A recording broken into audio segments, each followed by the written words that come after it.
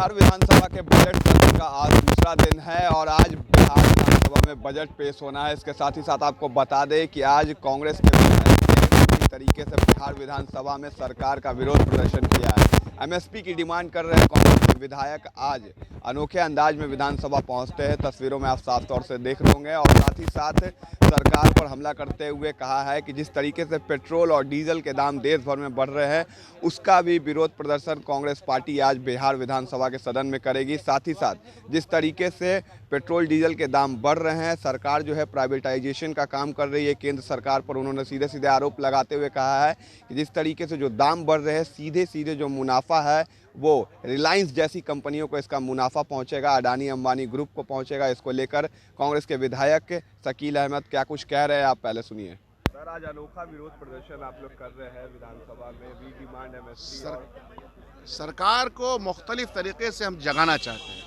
जब सरकार जागी रहे और सोने का नाटक करे तो उसको ये बताना पड़ेगा सामान ला करके कि क्या मकई नहीं खाते, मकई का रोटी नहीं खाते, गेहूं के रोटी नहीं खाते, भात नहीं खाते, प्याज की कीमतें बढ़ गई उसको खरीदते नहीं हो, ताकि इन सब चीज़ों को नियंत्रण में किया जा सके।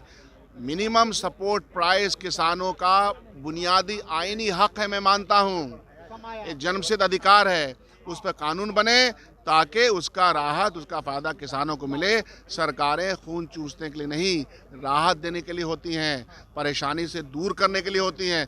परेशानी बढ़ाने वाली ये भारत की सरकार और बिहार की सरकार दोनों गलबहियाँ मिला करके देश की जनता को चूस रही है और बड़े बड़े पूंजीपतियों के खजाने भर रही है। सवाल वहाँ पे खड़ा है। देश भर में पेट्रोल डीजल के दाम बढ़ रहे हैं। आज भी तेजस्वी यादव ट्रैक्टर से पहुंचे। देश के कानून मंत्री रविशंकर प्रसाद वो कहते हैं कि कांग्रेस शासित राज्य जो है वो ड्यूटी कम करे। तो ये मान लिया जाए कि जो भी बीजेपी शासित राज्य है वहाँ पे पेट्रोल के और डीजल के हाथ कंगन को आरसी क्या सबसे ज्यादा महंगा मध्य प्रदेश में, इसलिए सवाल वो नहीं है। सवाल जब आयात में कच्चा तेल की कीमत इतनी कम हो गई है, हिंदुस्तान के अगल बगल के राज्यों में कीमत आज की जो हमारी कीमतों से लगभग आधे के बराबर है, तो ये नाटक कर रही है भारत सरकार।